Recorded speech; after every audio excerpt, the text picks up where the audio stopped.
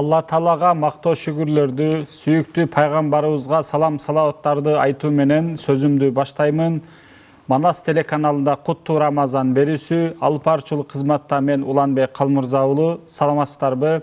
Кымбаттуу көрүүчүлөр, өзгөчө бир айда турабыз. Рамазан айы, Рамазан айында ичинде толтура мүмкүнчүлүктөргө толо, соопторго бай, бир өзгөчө бай, өзгөчө бир айлардын султанында турабыз. Баарыңыздардын ушул Рамазан, ыйык Рамазан айында кылган баардык жакшы иштериңиздердин баардыгы Алла Тааланын даргойунда кабыл болсун.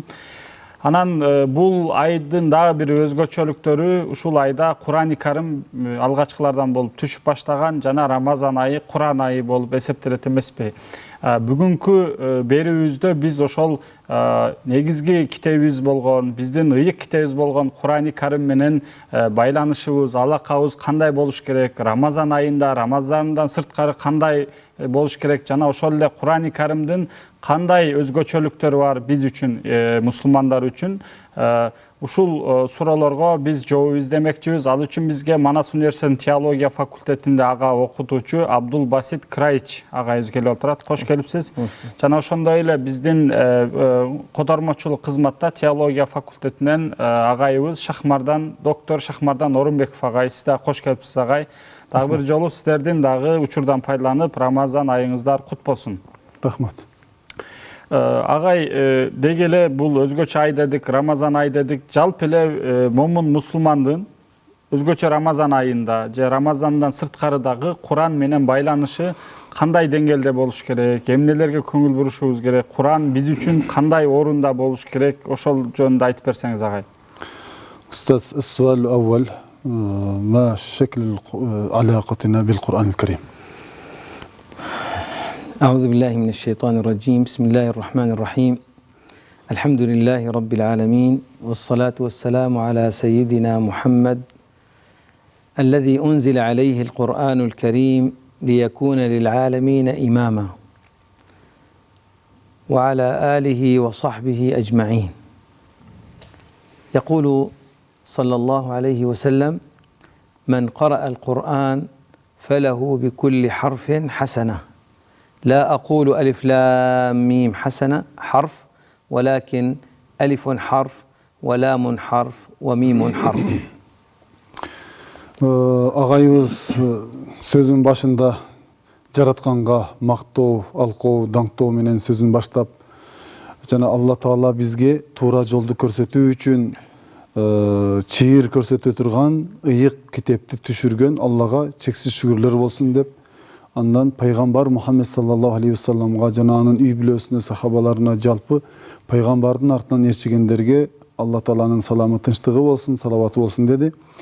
Бул Кур'ан Алла Таала ошол жөнөткөн ыйык китеп.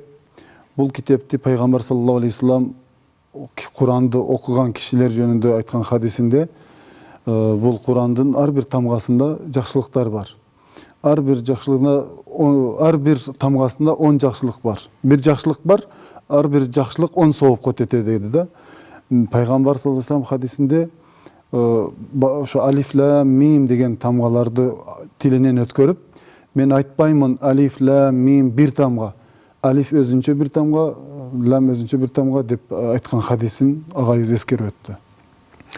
القرآن الكريم في البداية نتكلم عن القرآن قليلا. القرآن الكريم هو كلام الله الخالد الذي أنزله على نبيه محمد صلى الله عليه وسلم يتحدى به قريش، فكان معجزة النبي صلى الله عليه وسلم. Ошол түшүрүлгөн Кур'ан окулса сообу көп болгон, кармалса дагы, окулса дагы ибадат болгон ушул Кур'ан бул бир түбөлүктүү жол көрсөтүүчү бир китеп дейт да. Бул китепти пайгамбар саллаллаху алейхи вассаламга түшүрүп, ошол алгачкы мусулман болгон, алгачкы ошол Кур'ан түшкөн аймак Курайш калкына түшүрүлгөн жол көрсөтүүчү бир китеп.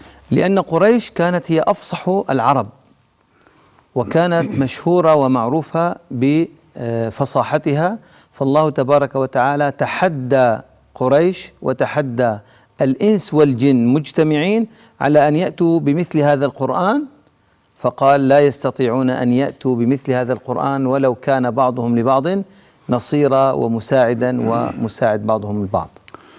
Kurayş halkının tilin menen düşürülgön dep söz başlap, emnege ankeni al Kurayşlıklar süylösö, oşol tildi eң таза süylö, adabi tilde süylöşkön. Аябай жакшы адабияттары жакшы болчу дейт да, тилдери таза болчу дейт. Мына ошол себептен Куранды Курайштыктардын тили менен түшүрүп, ал Куран ушундай бир мужиза катары каралды.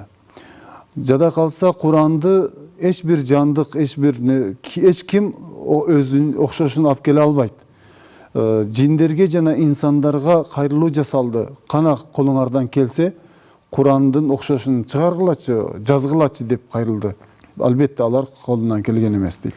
هذا القرآن هذا الكتاب ليس كمثل أي كتاب آخر. فكل كتاب يكتبه مؤلفه تجد أنه عندما ينتهي من هذا الكتاب يعيد النظر فيه، يقرأه مرة ثانية فيجد فيه نقص، فإما يضيف عليه أو يحذف منه شيء.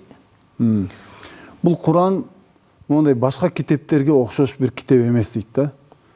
Мисалы бир китепти жазган бир автор, муаллифи өзүнүн китебин жазып бүткөндөн кийин ага көз жүгүртүп окуп чыгат.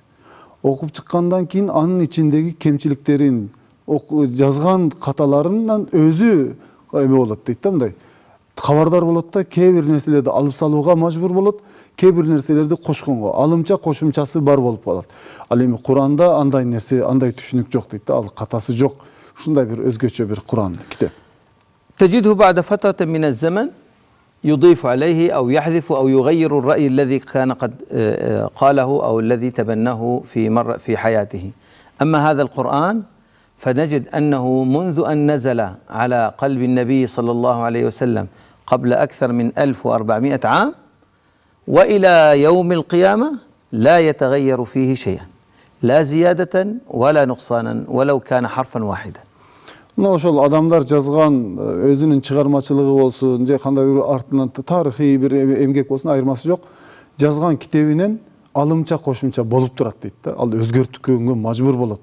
Каталарын көрөт, кемчиликтерин көрөт, анан ошого алымча кошумча сүйлөмдөрдү кошуп же алып салат.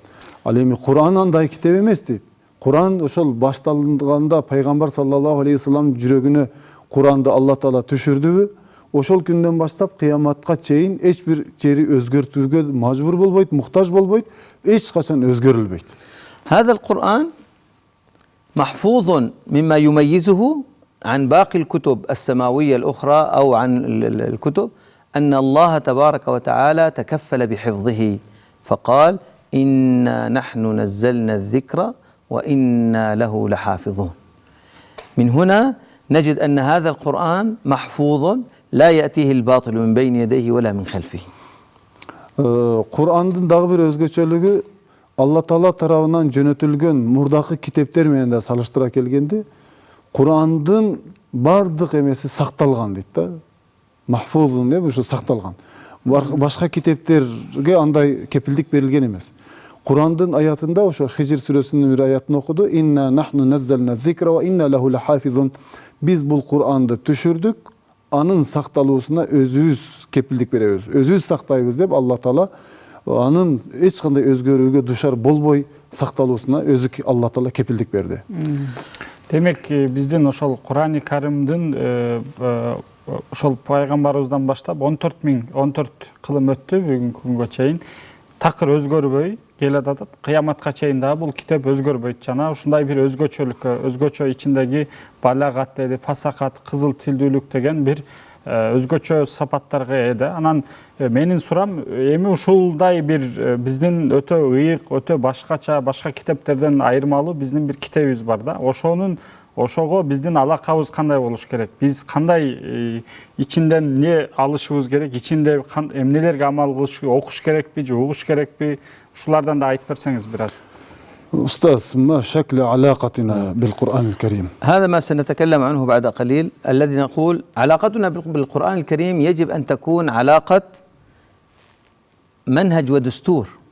هذا القرآن الذي ذكرناه، هذه المواصفات التي ذكرناها قبل قليل، بماذا تتميز؟ تميز أن هذا القرآن هو منهج حياة، هذا دستور كامل الله تبارك وتعالى أرسله لنا حتى ينظم حياتنا، وبالتالي لا بد لنا أن ننظر إلى هذا القرآن على أساس من أنه منهج حياة، فنقيم فيه يضبط سلوكنا ويوجه حياتنا الروحية والجسدية والعقلية. فالله يقول يخرج الناس من الظلمات إلى النور. Мына ошол сиздин сурооңузга карай эле агайыбыз ошол жоопту берди.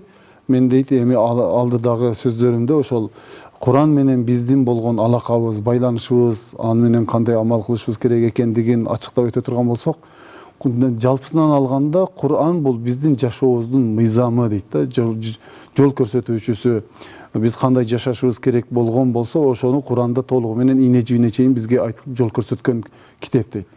Мына ушул Куран дейт, жасалган амалды биз аткаруу аркылуу өзүбүздүн денебизди, рухубузду, акылыбызды аруулайбыз, тазалайбыз, бир жаңыдан бир эмеге келебиз, адамдык сыпаттарга ээ болобуз. Бул Куранда Алла Таала өзү айтып жатат дейт. Юхрижухум миназ-зулумати илан-нур. Эмеден зулуматтан, караңгылыктан чыгарып нурга бөлөйбүз деп Алла Таала өзү айтып атат дейт. هذا القرآن هو مصدر هدايتنا، يهدينا إلى الحق ويهدينا إلى الرشاد ويشرح لنا سر الوجود ومهمة الإنسان في هذه الحياة. عندما نعرف أن هذا القرآن هو منهج الحياة وهو دستورنا وهو مصدر هدايتنا، فتجد أننا نتمسك به ونطبق بما جاء فيه من أحكام ونسير على هديه، نأتمر بأمره وننتهي بنواهيه. Бул биздин туура жолду табуубуздун негизги булагы дейт да. Биздин акыйдабыздын, ишенимибиздин пайдубалы ушул Куран менен башталат. Негизги эмебиз ушул дустур деп коет, ошол жол көрсөтүүчү. Бул Куранды амал кылуу аркылуу, аны бекем кармануу аркылуу биз туура жолду табабыз.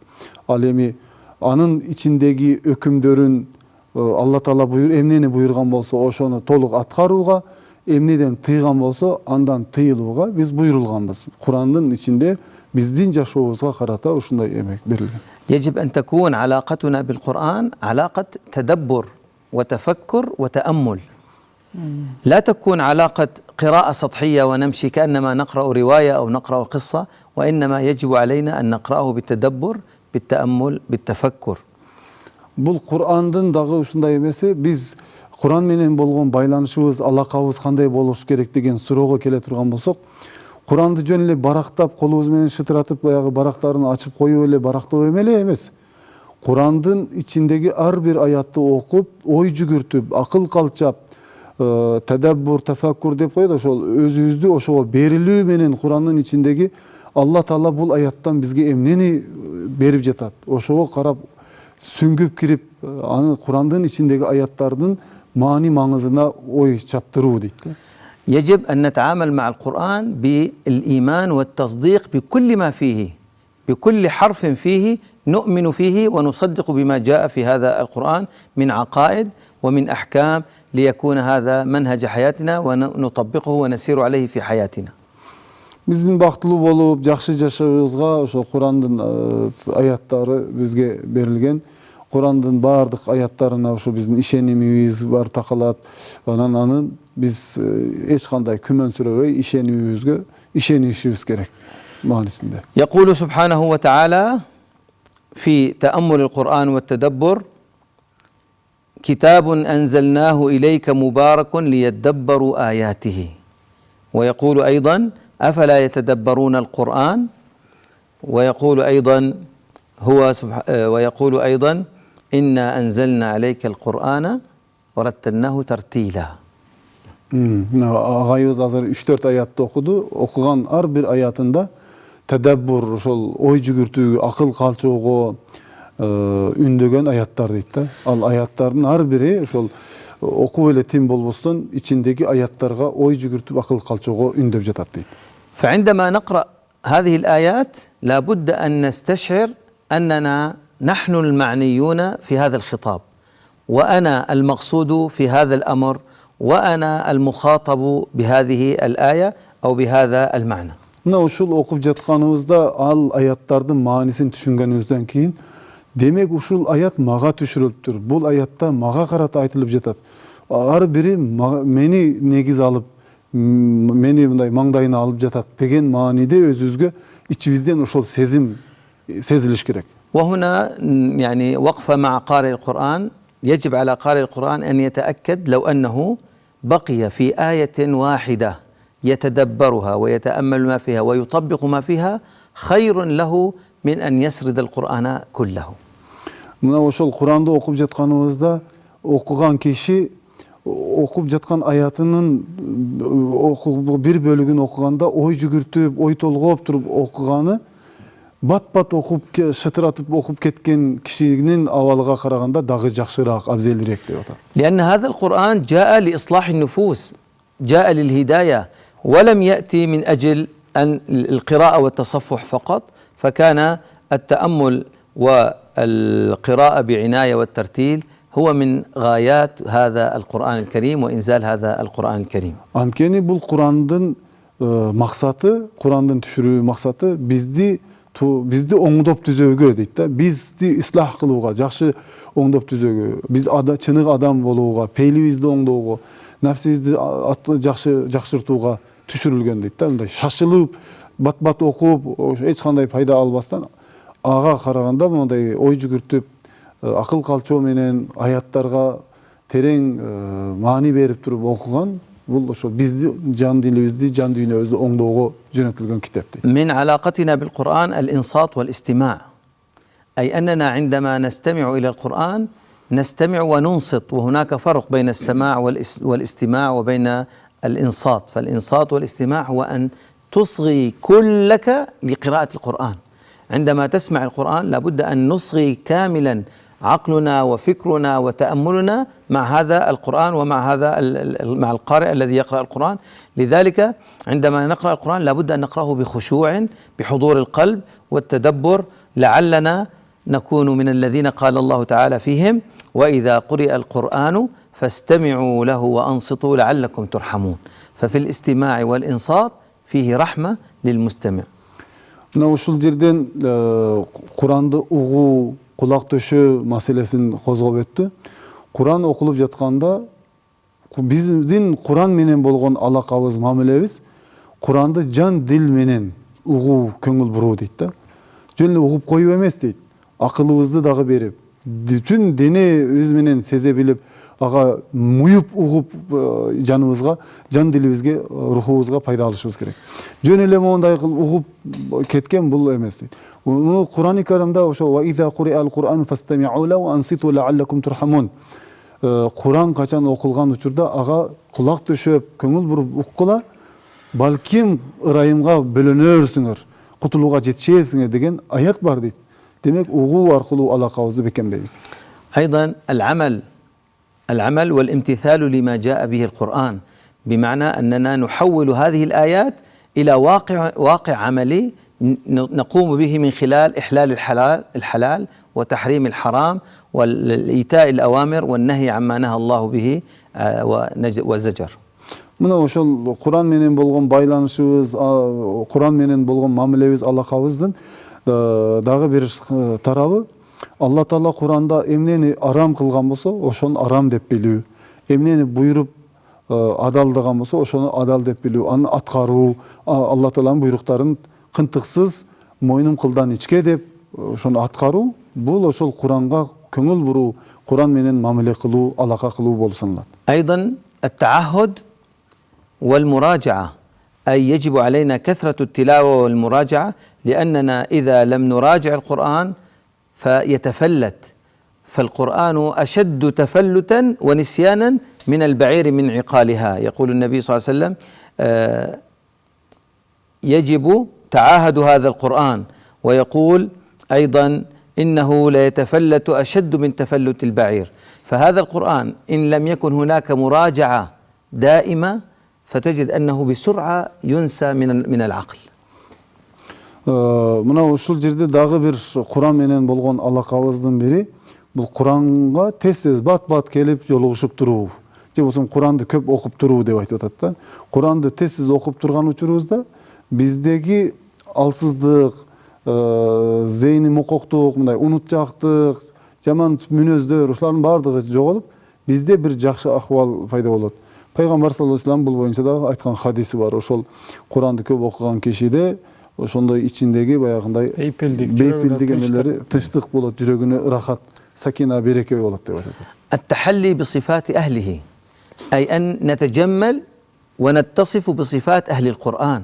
فأهل القرآن لهم سمت، تجد الذي يتعامل مع القرآن، الذي يطبق القرآن، الذي يعيش مع القرآن، تجد له سمت طيب كل الناس تحبه، تجد أنه موفق في حياته، تجده أيضا عندما يتعامل مع الآخرين يتعامل بصدق. فلا تجد حافظ للقرآن أو يعيش مع القرآن في حياته لا تجد إنسان تجده يكذب ولا يغش، وتجده أنه متفوق في دراسته، متفوق ناجح في عمله، لا لشيء إلا لأنه حافظ على القرآن الكريم.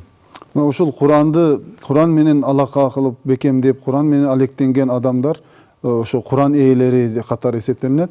Ал Куран окуган адамдардын жүзүнөн эле байкалат. Куран окуп жүргөн адам ошо Курандын мүнөзүнө мүнөздөлөт. Ал эч качан жалган сүйлөбөйт, жаман иштер жасабайт. Ал ушундай жүзү, Курандын жүзү болот. Ал адамда ушундай Курандын нуру чачылап турат. Аны адамдар сүйөт, адамдар жакшы көрөт, аны менен жакшы мамиле кылышат. Ал дагы адамдарга эч качан жалган сүйлөбөйт, чынчыл болот, чындыкта жүрөт. Ал эми Куран менен алакасын үзгөн, Куран менен мамиле кылбаган, Курандын буйруктарындагы ичиндеги буйруктарды амал кылбаган адамдар, алар ошол оозуна келгенин оттоп, жаман иштер жасап, жалган сүйлөп, жаман иштер менен алек болот да, жыйынтыгында жүзүнүн нуру кетет, жүзүнүн нуру суу кетет дегендей, ушундай бир көрүнүштөр болуп кетет дейт. ثم الاستشفاء بالقرآن. لابد بأن يكون لنا حزب من القرآن الكريم نستشفي فيه. فالله تبارك وتعالى يقول: وننزل من القرآن ما هو شفاء ورحمة للمؤمنين. ويقول سبحانه وتعالى: يا أيها الناس قد جاءتكم موعظة من ربكم وشفاء لما في الصدور وهدى ورحمة للمتقين للمؤمنين. فهذه الآيات تبين لنا أن هذا القرآن فيه شفاء لنا. وحقيقة في هذا الموضوع يحضرني أنني يعني عندما أكون في المسجد أجد كثير من الناس البسطاء الذين يعني ليسوا متعلمين ومنهم متعلمون لكنهم يأتون إلى المسجد ليستشفوا بالقرآن. يقول لك: عندي أشعر بضيق في نفسي فممكن تقرأ لي من القرآن حتى يعني ترقيني أو بمعنى الرقية.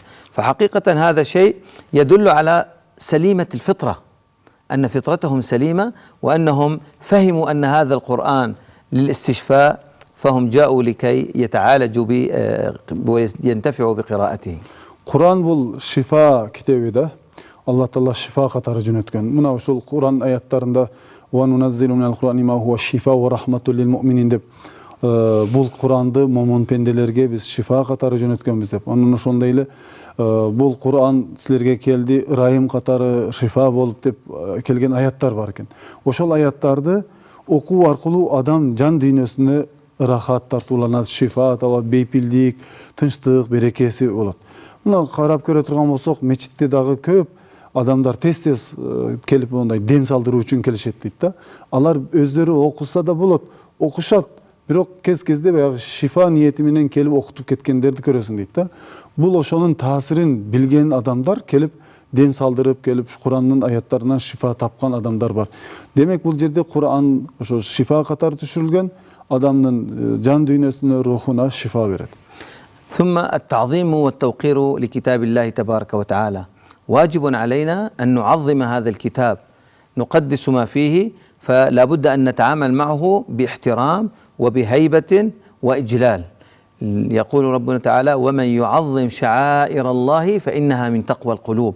فاحترام القرآن، تقديس القرآن، رفع القرآن وجعله في مكان عالي دائما، هذا من تعظيم شعائر الله وهو من علامة تقوى القلوب.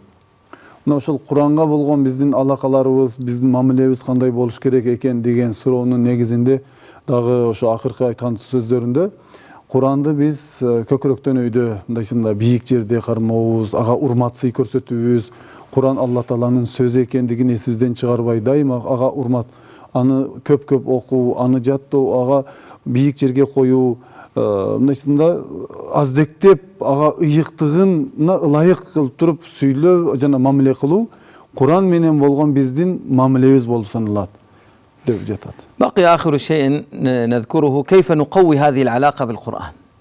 ما هي أو الطرق أو ماذا نفعل حتى نقوي علاقتنا في القرآن؟ أولا لابد أن نجعل القرآن دائما معنا في جيبنا، ويكون جيد إذا الإنسان احتفظ بنسخة من المصحف الشريف في جيبه أو في حقيبته، بحيث أن يكون دائما معه ويستفيد منه في أوقات الفراغ، وهو في الطريق، جالس في حافلة، جالس في وسيلة مواصلات، أو عنده وقت فراغ يقرأ هذا القرآن ويتدبر فيه. فإذا أولا أن يكون في جيبك أو في يدك القرآن، يكون قريب منك دائما القرآن، هذه تقوي العلاقة. Ошол Куран менен алакабызды кантип бекемдейбиз, кантип мамилебизди түздөйбүз, Куранга болгон кызыгуубузду кантип? Албетте буга дагы биздин чөнтөк Куран китебибиз болсун дейт да. Каякта болбойлук, биздин ушундай чөнтөгүбүздө кичинекей Куран болсо, биз бош учурда жолдо баратабызбы, үйдөбүзбү, каякта болбойлук, мындай ошол Кураныбызды чөнтөгүбүздөн чыгарып тез окуп турууга ошол чөнтөгүбүздөгү Куран бизди тартат. Же болбосо баягы сумкабызга, баштыгыбызга эмени Куранды салып алсак, дайыма жаныбызда бир Куран болсун дейт да. Ошондо биз Куранга болгон мамилебиз жана алакабыз бекемделет дейт.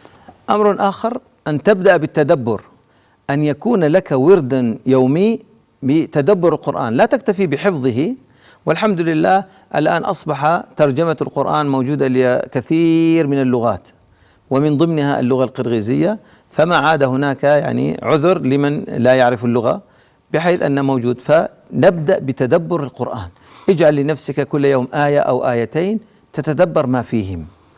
Kuranга ой жүгүртүү менен алака мамиле кылууну дагы айтып өттү. Бул жерде ошол Куранды эгер сиз окуй албасаңыз, Куран окуганды билбесеңиз, анда сиз азыркы учурда кыргызча которулган толтура эмелер бар дейт. Ошолордун бирөөсүн алып алып, чөнтөгүңүздө болсун, сумкаңызда болсун, барганда бир аят окуп коюңуз, ошол кыргызчасын эле маанисин окуп, ага ой жүгүртө берсеңиз, бара-бара сиздин оюңуз тазарып, пикириңиз оңолуп, ниетиңиз түзөлүп, жыйынтыгында сиз Куранга сиз жакындап жатасыз.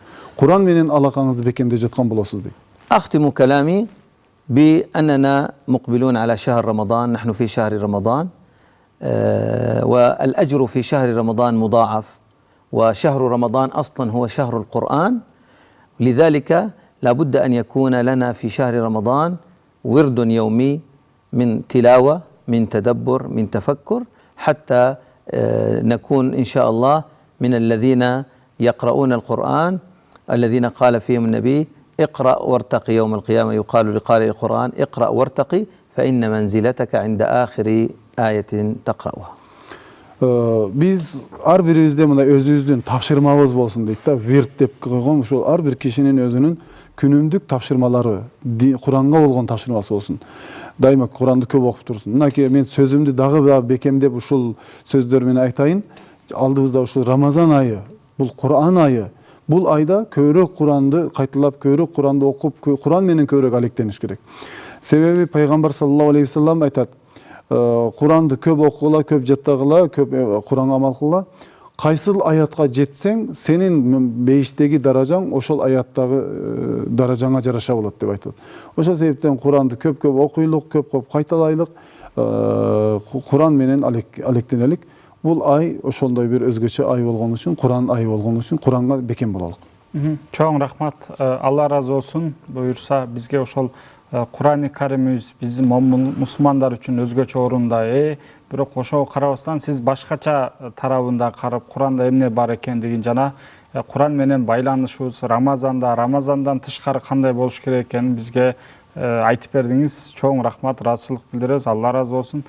Сизге дагы котормочулук кызматта үчүн чоң рахмат.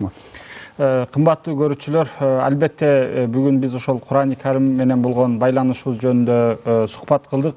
Албетте Куран биз үчүн өзгөчө орунда. өзгөчө бардык нерсе Кур'ан-ы Каримде бар. Анан ушул Рамазан айы дагы бир шанс, бир мүмкүнчүлүк. Ошол Кур'ан-ы Каримди жогорудагы агайыбыз айткандай жөн эле окубастан ичиндеги маани, маңызын ой жүгүртүп, акыл калчап, ичиндеги арамдарынан, тыюуларынан узак болуп, жана буйруктарын аткаруу менен окутсак дагы албетте максатка ылайыктуу. Анан албетте кыргыз эли дагы кылымдар бою ошол Куранга болгон сыйы дагы өзгөчө. Мисалы Куранды дайыма киндиктен жогору коюп, дайыма үйдүн эң өйдө жеринде, эң өйдө текчелеринде коюп сыйлап, дайыма урматтап келген Куранга мисалы балдарына ат берсе ошол Курандан, же бир нерсеге ат койсо дагы ошол Куранга болгон сый урматы дагы аябай жогору болуп келген. Ошондой эле Куран окуган жана Куран жаттаган адамдарга дагы кыргыз элинин сыйы аябай жогору, коом арасында, эл арасында.